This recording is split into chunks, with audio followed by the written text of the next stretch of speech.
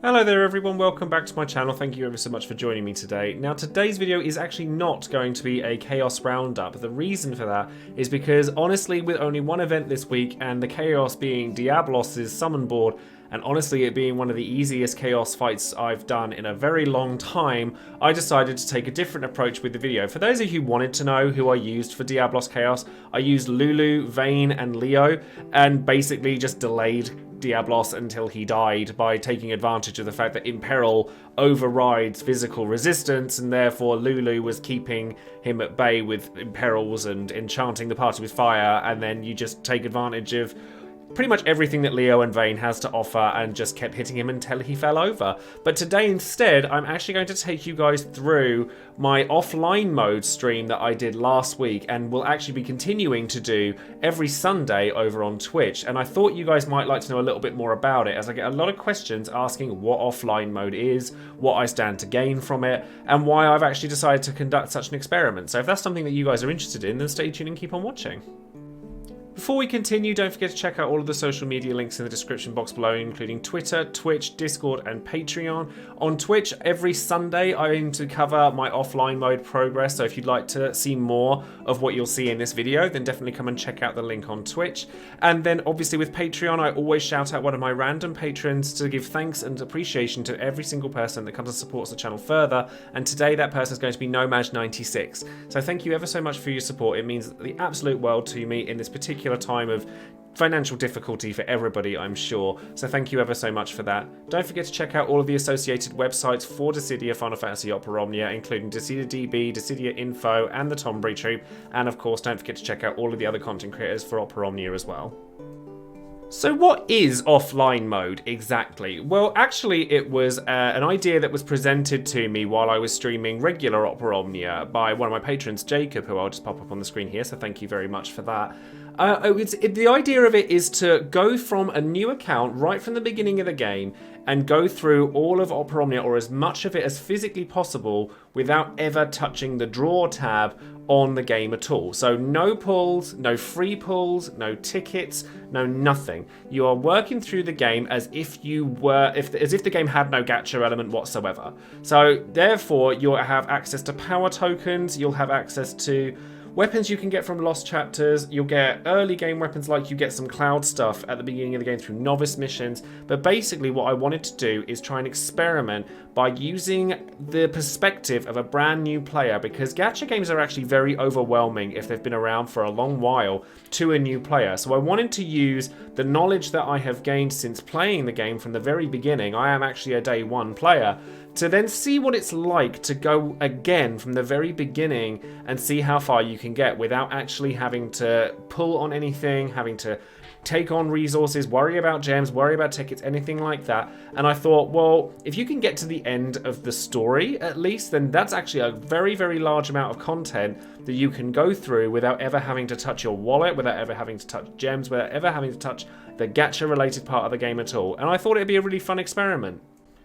In terms of straight up rules, as far as I've kind of gone into it, I've done the one big 12-hour stream, which I did last week so far on it, and I did get fairly far, but in terms of the rules itself, I've only really restricted pressing the draw tab whatsoever. So I haven't restricted spending gems on link bell recovery or spending gems on items like books of treasure, things like that. However, for that initial stream, I actually only spent 100 gems on link bell restoration, because obviously I was able to interact with my stream audience at the time and they were able to carry me through some of Caius's events. So there was that to bear in mind, but otherwise I've tried not to be too strict on it, apart from the fact that there were no pulls on this account whatsoever. The other reason it'd be quite fun to go through it this way is because it'd be quite interesting to see how far you can get in terms of your resources, in terms of gem count, things like that, without ever actually having to go into the draw menu whatsoever. So when I started loading up this account, I had to kind of map out where I wanted to go from the beginning, and I had to kind of work out where I could go from the very start of the game, what I could work up to, as the game progressed in terms of late game or anything like that. Now, one thing you have to do is you have to kind of discount EXs pretty much whatsoever, because you cannot get them without pulling, you can't get them without going into Dimensions End order, which would be very difficult to do without any kind of full kit for anybody in the first place. So you have to kind of rely on characters that are good with just their 15 CP weapon, generally speaking, not their 35 CP weapon, and therefore just their crystal 55, 60, 65, 70 passives, and therefore work from that. So when I started the game, the first character I could think of that I thought would work well would be Warrior of Light. Now, Warrior of Light, his entire kit isn't really damage based. It's built around getting the shields up as much as you can, and his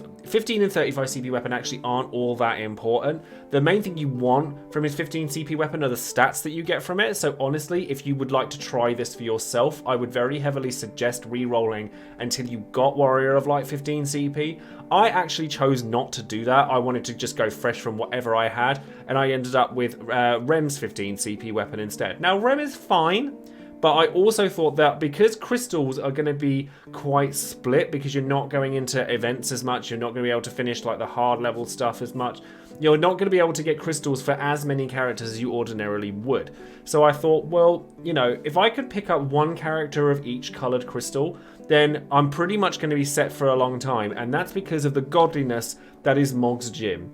Mog's Gym, both the novice and the intermediate, are going to be what you're aiming to clear as soon as physically possible. Now, you can't actually clear these completely until after you've obtained Tifa, Yuna and Yuffie, which are chapter 3 or 4. So you have to wait until you've got those characters to know that you can just go through those, but they will provide you enough crystals that you can easily 60 to 70 crystal level pretty much any character that you could obtain. So that's going to be an amazing start for you. So I started playing through with Rem, and then I started playing with a little bit of Hope as well, because he was useful because his Crystal 55 and 60 passives had only just come out. He was fairly useful. And I started with Cloud as well, because Cloud is somebody that the novice missions give you quite a lot for. So you get his Organics 15 CP weapon twice, which is actually going to be stronger for you than most weapons you get, certainly at this point in time, because you're not going to be able to use Power Stones without pulling very frequently. You can get Power Stones, but that will come a bit later on once we start going through Lost chapters.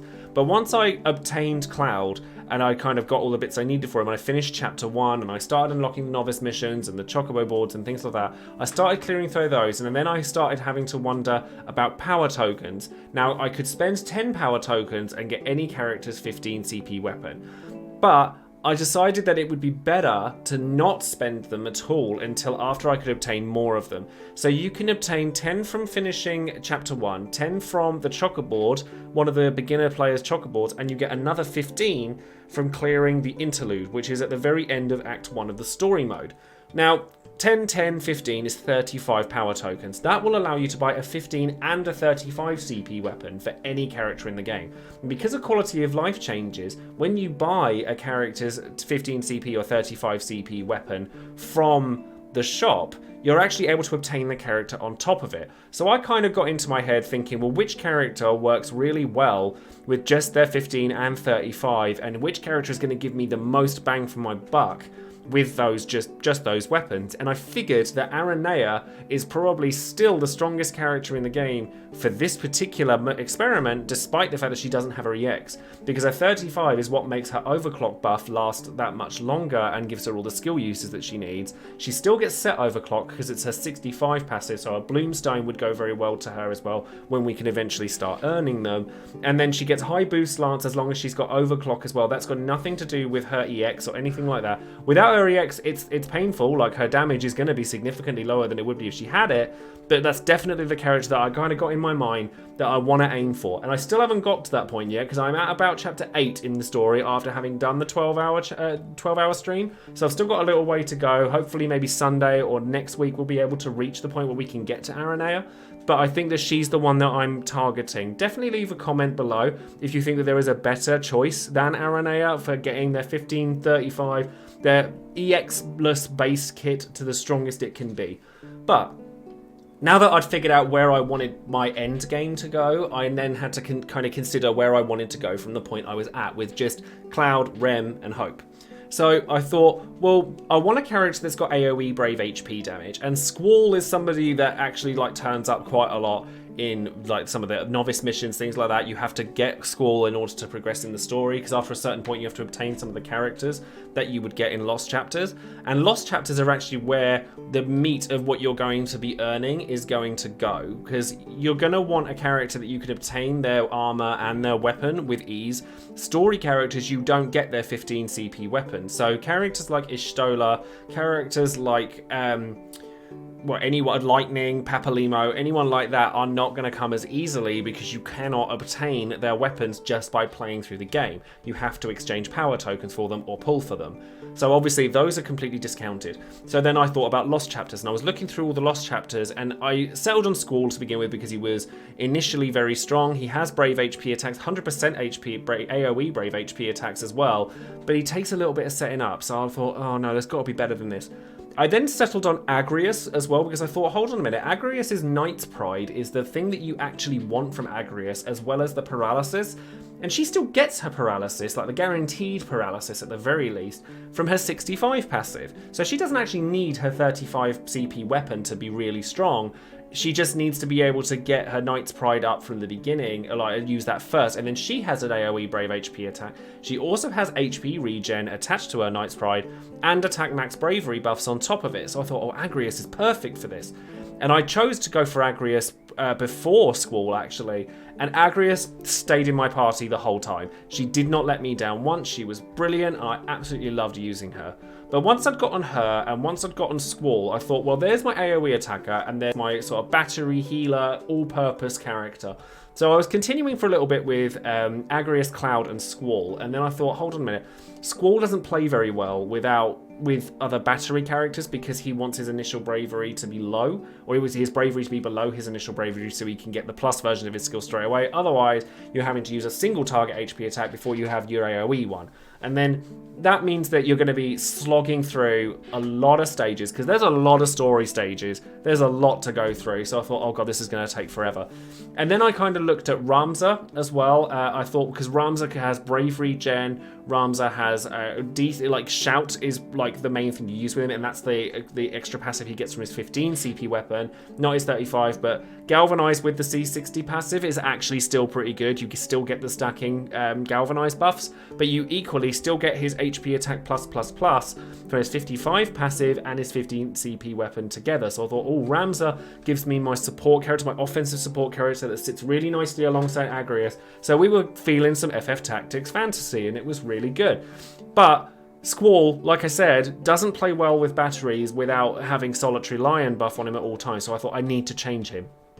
Enter the shining star of this run, Lan and Rain. Now, Lan and Rain have 100% Brave HP damage on their skill 1 and skill 2, but you need their 15 CP weapon for their skill 1 to have it, and their 35 CP weapon for their skill 2 to have it. But just by having skill 1, their 55 passive, and the 15 CP weapon, I was just tapping once and clearing out all of these trash waves like they were nothing. And it sped me up to no end. I didn't have to care about the fact that his bravery had to be at a certain point to use this stuff. I didn't have to care about like what bravery was. I could just go in. It didn't really matter about imperiling, because on normal mode in the story, everything's really weak, so you really don't have to panic too much. And then that way it's like, right, so with Agrius, Ramza, and Lan and Rain, that gave me the team that I needed to just plow through the story as much as possible.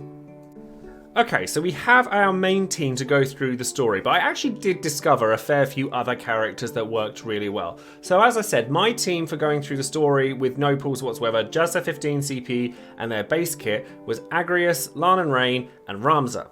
But Squall does still work. Like, if you wanted to use Squall, he would still work, and you get him extremely quickly. But you can get any Lost Chapter character really fast, and that's going to be the majority of characters I talk about here, because not only do you get their 15 CP weapon, you also get 2 copies of their armor, so you don't have to stress so much about armor. You could actually put some artifacts into them, which is really important. Like, you want to maximize those stats as best you can. So you're going to go for summons, you're going to go for stats, but we'll get to all that in a moment. But with characters that you can use, honestly, Warrior of Light is one of the best characters that you can take to this, and honestly, I am working my way towards the chapter 5.8 of Act 2 so that I can get the mannequin weapons, because the mannequin weapons actually have stats that are fairly similar to an EX weapon, so they're actually very strong. They just don't provide very much for the character. But Warrior of Light, with that weapon and his Shining Shield passive, things like that, he's actually going to do very well. So like I said, if you're going to do this sort of thing for yourself and experiment with it, I would heavily suggest re-rolling for Warrior of Light as the one pull that you're allowed to do, because you have to do it. Equally, Rem does work. Swap Turns is still really good. It's a battery. Her Cure gives her a passive that's really useful. Rem is significantly less useful without Siphon Delta, which is her EX attack, but she's still functional. She still does well. She's still very good at being a support character. My issue with Rem is that she's a green crystal character, and so is Agrius, and therefore I just wanted to go with Agrius. Vanille is a really good shout for red crystals if you wanted to try her out, because with her 15 CP and her 55 passive, you still get a really strong Deprotect debuff, which is like one of the strongest defense debuffs in the game, and you're still going to get battery out of it. She's still going to perform very well, and she's still, despite the fact she doesn't dispel as much without her 35 CP weapon, she can still dispel pretty well. So if you need that in your party, then Vanille will do well for you. Cloud, because you get 2 copies of his 15 CP weapon early, you can easily try and cheese your way through a lot of content just by using Cross Slash and Cross Slash Plus, because you'll still get that. You don't get as many finishing touch uses without his Rune Saber 35 CP weapon, which is a bit of a shame, but Cross Slash is still going to be useful. You're still going to get a lot of stuff out of his 55 and 60 CP passives, so therefore he'll work well as well. Ace, if you want a decent amount of damage from a magic damage dealer, because I don't have very much magic damage in my kit, so therefore I was looking at Ace as well, because with 55 and 60 CP passives, he's still going to be able to deal a decent amount of damage with just those passives and his 15 CP weapon. He's still not as reliant on his cards that dispel themselves after use or anything. He doesn't need his EX, because what he gets out of his EX is his extra buff and the fact that he has a repeatable attack, which is the main thing you're going to be sorely lacking within any kind of kit without an EX, is a repeatable attack that saves you skill uses. But we have to make the best with what we have. Equally, Aiko I actually think is very strong, because Aiko with her C55 and 60 makes it so that she can actually hit really quite hard with her smite, even though you don't have the passive buff for it, and her HP regen, it's still really strong, and you're still getting an HP attack out of it. You're still getting a good battery, you got Brave and HP regen out of her, so she'd provide a really good alternative to either Agrius or Ramza if you wanted more health regen or anything like that. So they're all characters I think would work really well in the early game, because you can go for any of these characters, and the normal mode story chapters for Lost Chapters are actually very simple, and if you're really worried, then take friend units at the beginning of the game just to plow your way through it, and it'll make your life so much easier. Because while we haven't gone too heavily into we're not allowed to touch the draw part of the game, I have allowed myself to use friend units and things like that, because I think that that's going to be very important later on.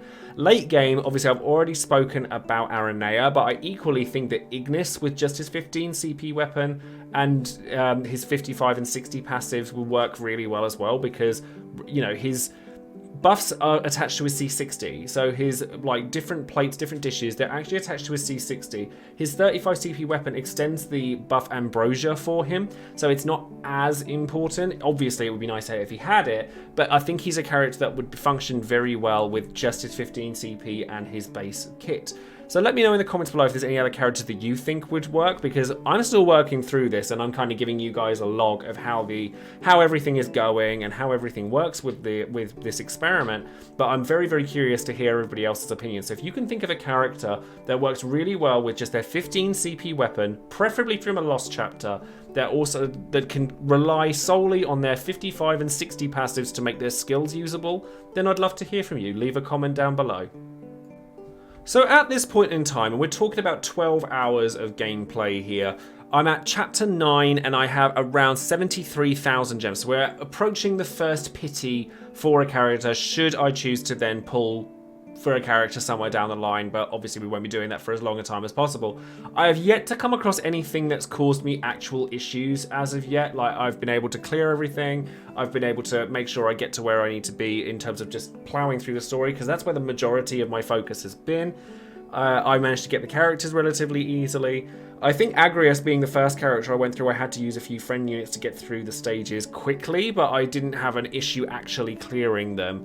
And then I haven't farmed up a summon just yet. I'm thinking Ifrit just to get into rank 20. You get a couple of treasure books here and there, so you've got to be really sparing in when you use them, unless you're going to start buying them with the gems you've earned. And then I think it's important to get a summon up, especially if you're going to try and make it so that you can get your stats as high as possible. You're going to want Ifrit. Your attack's not going to be as good as it could be.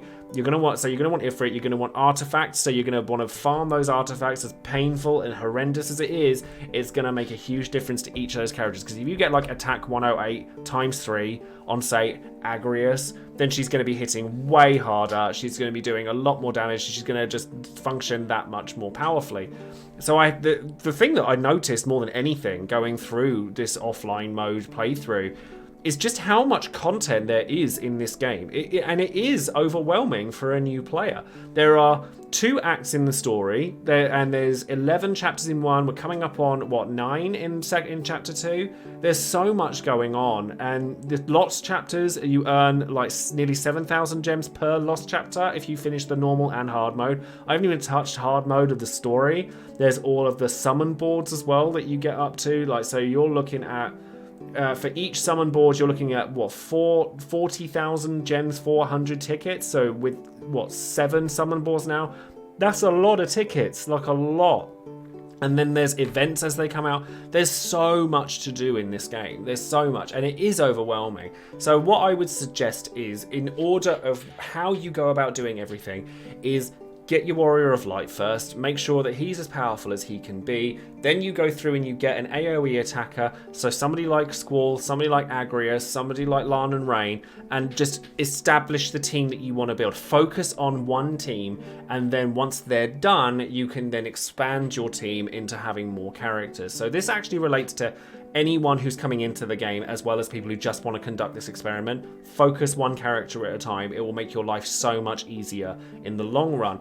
Then you want to go through Mog's Gym, get all of your crystals, get everything done, and then you want to start going through the story, making sure like you're just pushing through it, because it is quite dull. You know, if you're not paying attention to the cutscenes, obviously as someone who has seen them all, then I'm not going to sit there and watch them all a second time. But if you haven't seen them, then just take in the story, enjoy it. It is actually fun. There's quite a lot of enjoyable encounters. Particular favourite being Faris and Sedan, and anything Kuja related, obviously. And he's actually, I didn't notice quite how prominent a character Kuja was until I started playing through the game again, which was quite fun. Then you want to start working on a summon. So pick a summon, probably Ifrit, like not Shiva, just because she's going to be a pain in the butt to farm.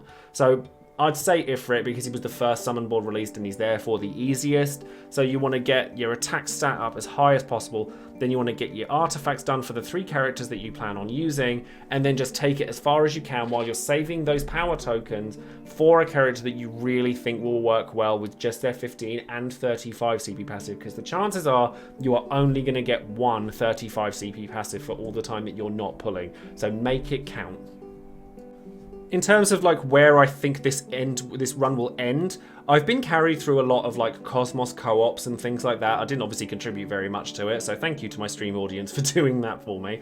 But I think that it'll be interesting to see how far this goes. I think that I'll be able to clear all of normal mode story pretty much without an issue. I think I'll be able to clear a pretty large chunk of hard mode, although where it starts getting to Cosmos level difficulty, it's going to be difficult. Or even EX difficulty, I'm not so sure about how far you can get through EX difficulty. I think with a strong friend unit, you'd be able to clear a lot of EX difficulty stuff. So like if you can carry like an Aranea or a Leo or something like that that is just gonna blitz it, then yeah, you might be okay doing some EX content. But I think Cosmos is where this ends. Dimensions End order to try and get your first EX weapon. That's kind of like my goal, like the very end goal, but I'm not sure it's going to happen because obviously you can't use the same character twice, and even if I get a 15 and a 35 Aranea, I can use her once, and that's going to be it. So I'm not sure how well that's going to go. Let me know in the comments below how far you think this is going to go. How far do you think it's going to be before we finally crack and we have to press on that draw button? I think it's really fun and interesting to kind of figure this stuff out, and I think it's really useful to know as a content creator, and useful for you guys to know as well as my audience, just what it's like for a new player to start this game again, because obviously I know that there's a lot of players out there who watch my videos who are newer, and you know, I often get asked a lot of questions about how do I go about this game, there's so much going on, and I didn't realize quite how overwhelming it is until it's all in front of you all at once. There's a lot to take in, and yes, it is quite overwhelming, but hopefully this video and the runs on the Sundays and going through offline mode will hopefully help people navigate things just that little bit more easily. So that's going to be all for today's video. Thank you ever so much for watching, and I hope that this video either gives you guys an inspiration to start something new with Opera Omnia. If you're at the point that I'm at, where you've kind of up to date and you've cleared everything in the game, starting a run like this is actually more enjoyable than I thought it was going to be, because I must admit I was hesitant purely because of how overwhelming it is. When you think about it and you go back and think about everything you've done within your own account, you're like, oh my god, there's so much to do in this game. But I really hope that it gives you inspiration to start something new, or I hope that if you're a new player, this will aid you in kind of helping to navigate where to do things first within a run or anything like that. So if you wanted to keep up with my own offline mode sort of journey, then be sure to check my Twitch channel on Sundays, as that's when I'm going to be playing my own offline mode account, so that you guys can kind of jump in with me, let me know any advice that you guys have for my own run, because you know, this is quite new to me. You know, I sat there and I was quite hesitant to do it at first, purely because it's as overwhelming as it is to see quite how much content there is in the game, and to go with nothing and no pulls and no nothing for a gacha game. Going into a gacha game with no pulls is like heresy. So like trying to see how far you can get without it is actually quite enjoyable. And honestly, I've done 12 hours in this game and I've barely scratched the surface. So if you're wondering whether Opera Omnia is a game that has a lot of playtime value for somebody who doesn't want to spend money, yes, it absolutely does. Like, that is not an issue. Like, I'm 12 hours in and I've barely scratched the surface of the amount of content that's in here.